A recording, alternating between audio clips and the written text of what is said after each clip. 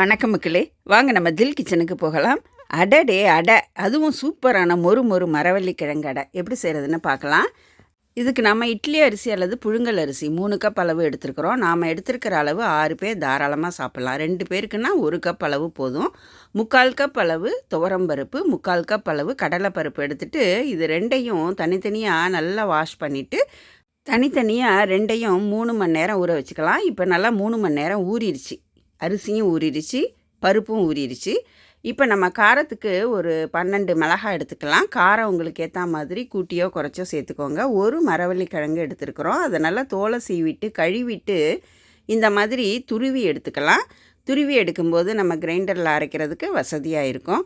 Grinder அல்லது மிக்சியில் அரிசியோட சிவப்பு மிளகாயை சேர்த்து நல்லா கொரன்னு அரைச்சிட்டு பருப்பையும் சேர்த்து கொரன்னு அரைச்சிக்கலாம். இப்போ அரிசியும் பருப்பும் அரைப்பட்டு போயிடுச்சு. இப்போ நம்ம மரவள்ளி கிழங்கு அதில் சேர்த்துட்டு தேவையான அளவு உப்பு சேர்த்து ஒரு 5 நிமிஷத்துக்கு இதை ஓட விட்டுடலாம். இப்போ எல்லாம் நல்லா அரைப்பட்டிருக்கோம். இப்போ இந்த மாவை நாம் வெளியில் எடுத்துடலாம். இதோ இந்த அளவு கொரன்னு அரைச்சா போதும், வெளியில் எடுத்துடலாம்.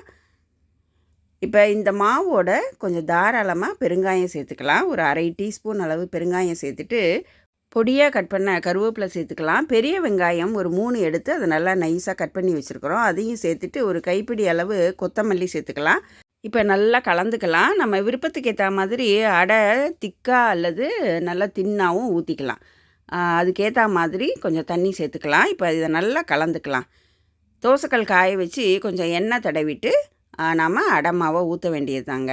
நான் கொஞ்சம் திக்காக தான் ஊற்றுறேன். நல்லா மெல்லீஸாக ஊற்றணுன்னா இன்னும் கொஞ்சம் தண்ணி சேர்த்துட்டு மெல்லீஸாக ஊற்றலாம். நல்ல மொறுன்னு சூப்பராக இருக்கும் அடை. இந்த மரவள்ளி கிழங்குல இரும்பு சத்து இருக்குதுன்னு சொன்னால் நீங்கள் நம்புவீங்களாங்க?